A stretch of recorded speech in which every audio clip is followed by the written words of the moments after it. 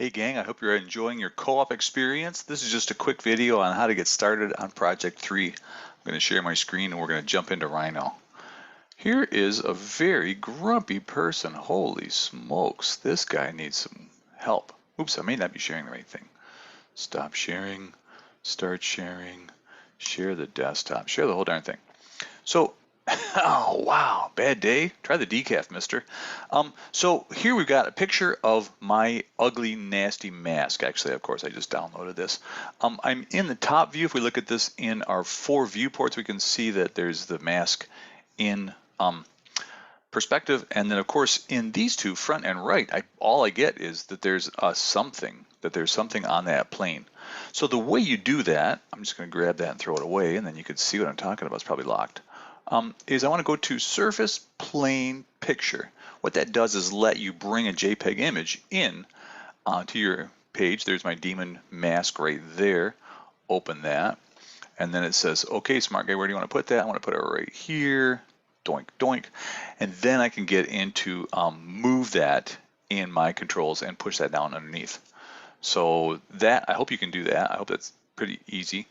We haven't yet, and Justin, we talked about this in class.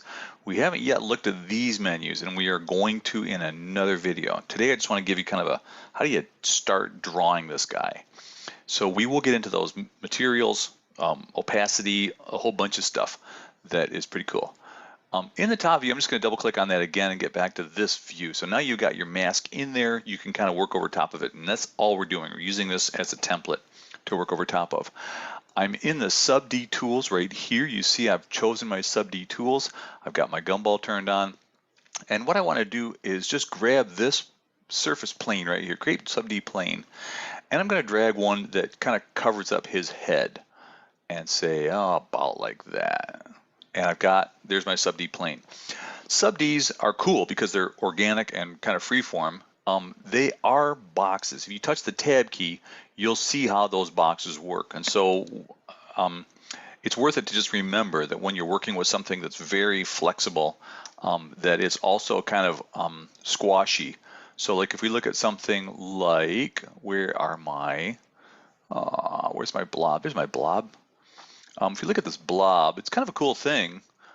Look pretty cool. And the nice thing is if you look at this in rendered mode, I've got a light source right here, and I've applied materials to this thing, so you can see that.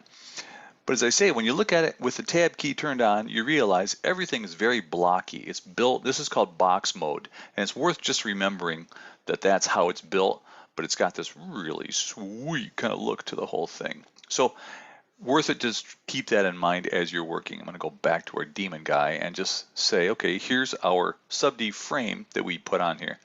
What I'm going to do is shrink and enlarge parts of this in order to create this head shape.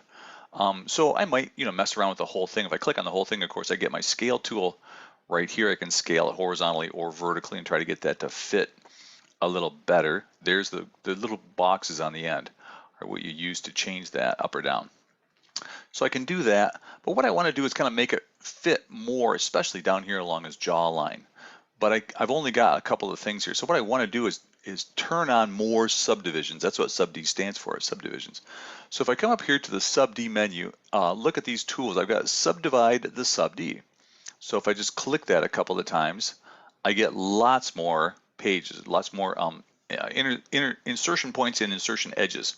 Or I could undo that and say I'm only going to get a couple, and then I'm only going to add where I want them, very specific where I want them. So you got a couple of choices here. So I could say, well, I want a lot more here. I can go to the sub D menu, insert edge, and it says, well, what edge do you want to use as your starting point?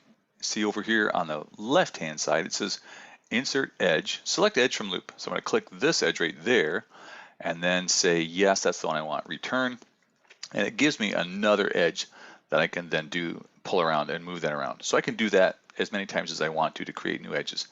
The trick to shaping this thing, though, is this. What I want to do is hold down Shift Command on a Mac. I think it's Shift Control on a PC.